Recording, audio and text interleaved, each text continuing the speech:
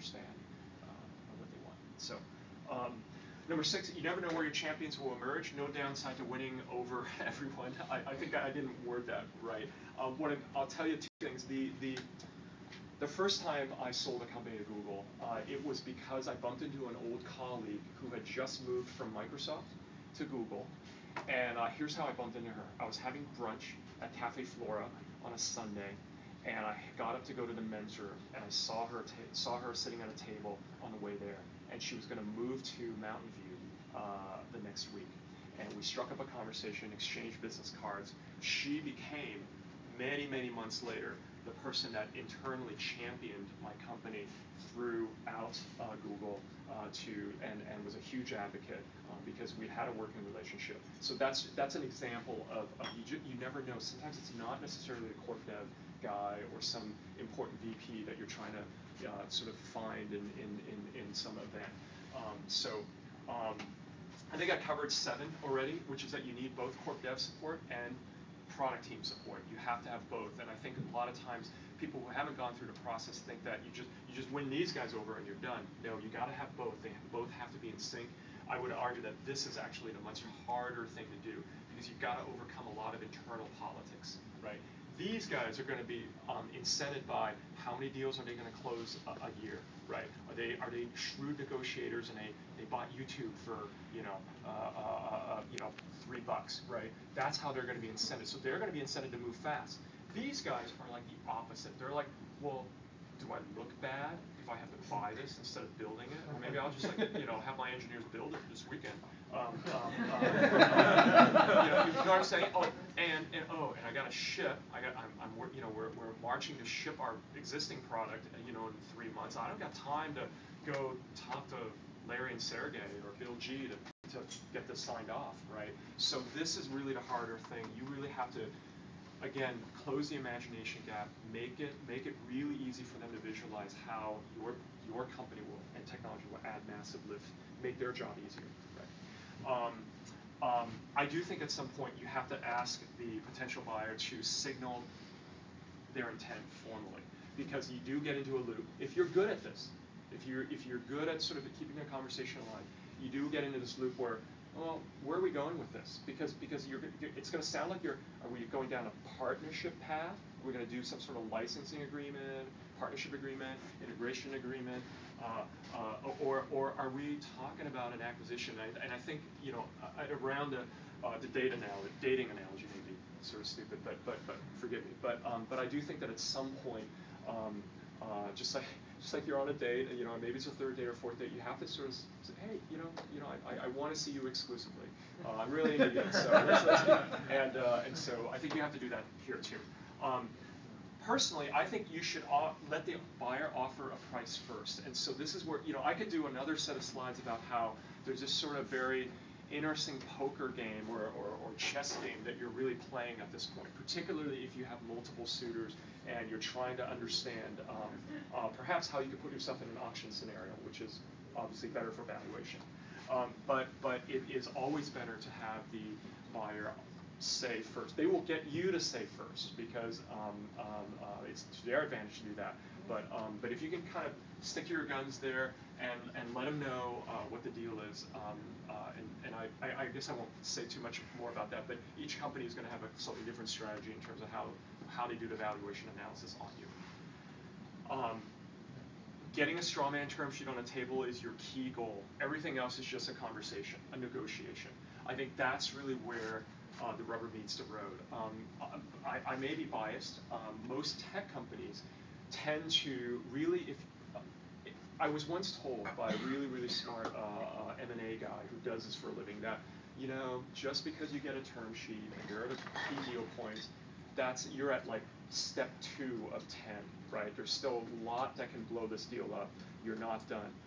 I've actually found it's not that bad. I think if you get to this point, everybody's already putting so much work into the term sheet, and they've already signed off at most large tech companies now. They've already signed off on all of the key deal points.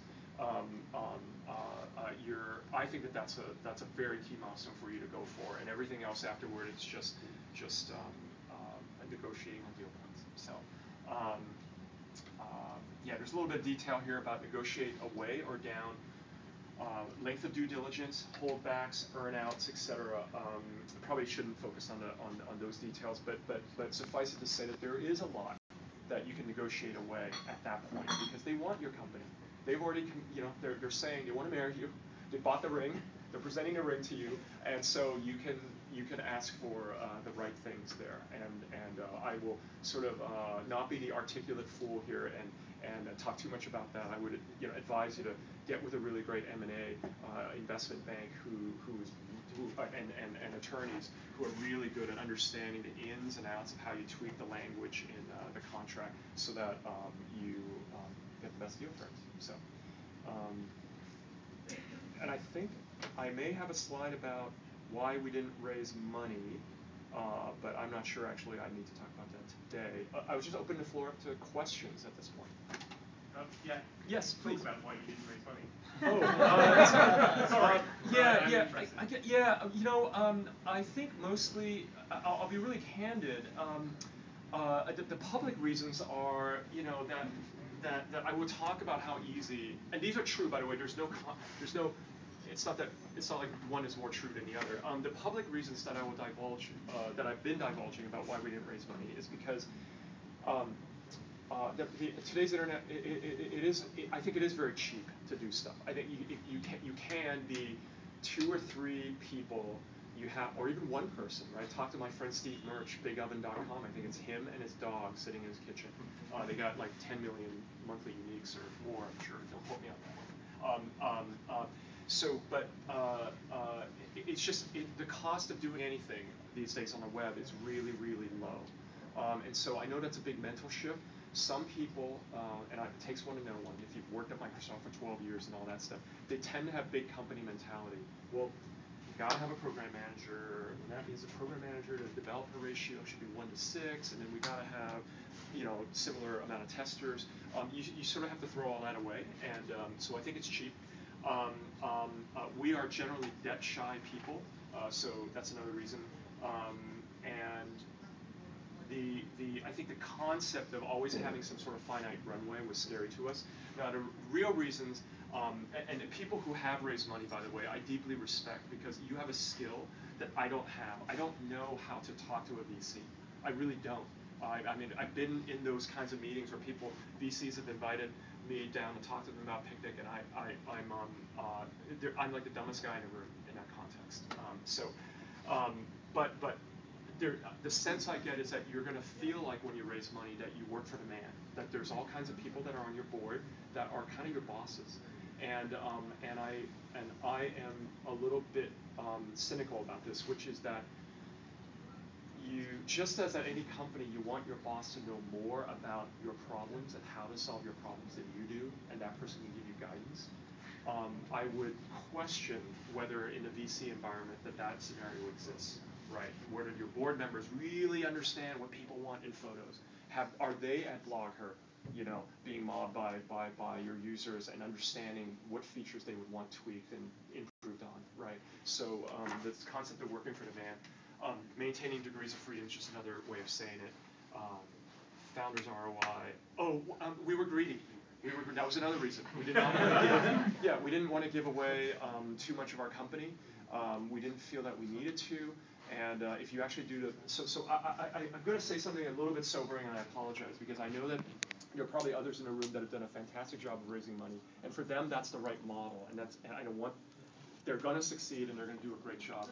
I know I did a little bit of my good friend Nat Burgess, who's one of the top M&A guys in the country.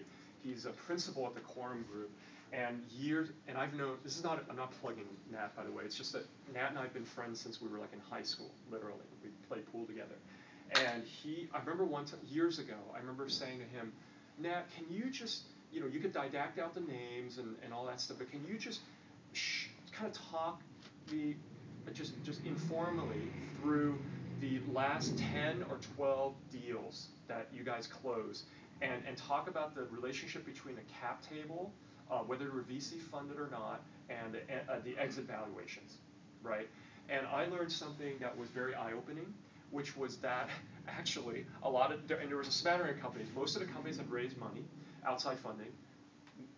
Some of the companies, a minority of the companies had not. They were kind of more self-funded, just like Picnic. And consistently, I would say that the ROI for the founders, the co-founders, which was higher in the latter case, regardless of the sort of final exit price. And you know, it's not complex math at all. I think you guys get what I mean by that. And so that